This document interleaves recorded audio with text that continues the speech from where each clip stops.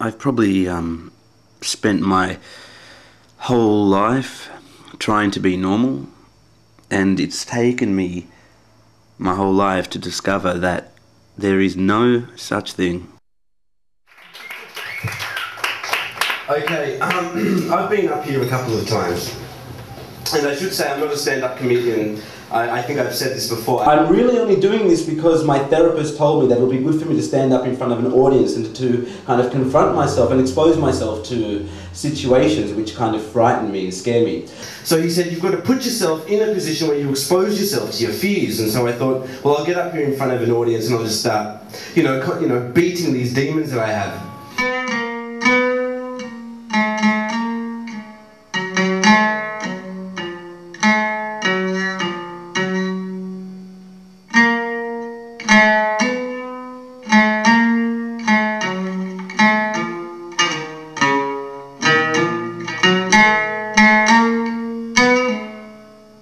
And so I was thinking about what I was going to talk about when I was up here, and one of the things I realised is it's really tough growing up in suburbia, in Sydney, and being a fat, nerdy Lebanese guy, which is what I was. And he said, well, tell me about your childhood. Who were you when you were a kid? And I said, well, I can probably, I thought growing up I was Eric from The Boy Who Could Fly. I would stand on the soccer oval, and I was, I was probably about 110 kilos at that time.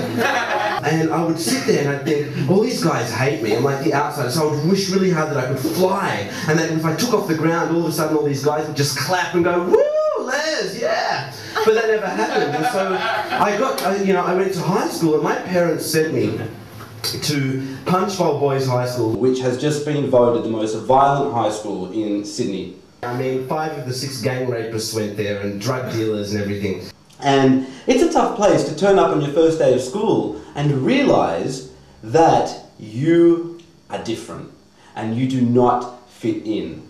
And so I developed a persona to help me kind of survive high school, and it was a guy that I would channel every now and then when I felt like I didn't fit in.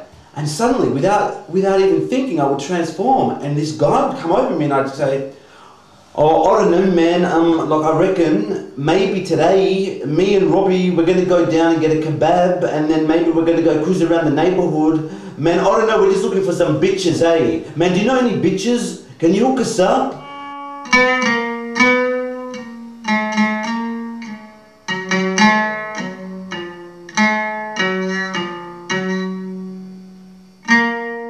I could never get a date as a fat guy until I won a radio competition. I went on my very first date in high school with Danny Minogue, and the very first thing I said to her when we arrived at this restaurant in Double Bay, and I walked up the stairs, and Danny Minogue stood up, and I looked at her, and the first thing I said to her was, sorry, I'm so fat.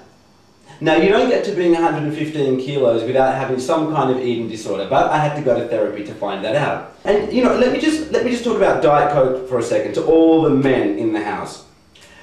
When you live in the Bankstown area and you're going out with your mates and you order a Diet Coke, you do not order a Diet Coke.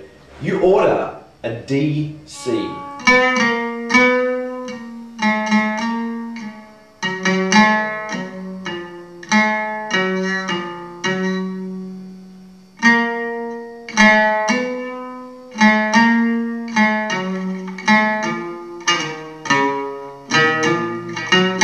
So, after high school, I decided I wanted to pursue my acting career. So I applied to NIDA, the National Institute of Dramatic Art, and I thought, you know what? If I go there, suddenly I can break out of this this illusion I've created for myself of trying to be this bad wog boy.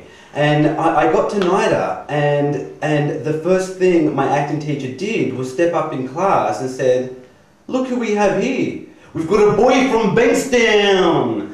I thought, oh my God, that's what I'm going to be for the next 3 years. So I worked really hard at changing it, trying to convince my acting teachers and my peers that I could play other roles. I could be Hamlet, I could be Romeo, I could transform. I'm not the fat Lebanese boy that is going to have to play, you know, the drug addict or the thief for the rest of my life. And so I worked really hard to kind of, you know, break the perceptions that people have. And on my graduating day, my head of acting came up to me and said, you know what? You're graduating today, and I just have one thing to say to you. Don't be disheartened if you don't work straight away, because it's not going to be very long before the Bayside Diner are going to need a terrorist to come in and blow it up. You know, on Home and Away. They're going to have to deal with the terrorist plotline soon enough. And that's what I left with after 3 years of working really hard to fit into an industry that says, we don't have room for you.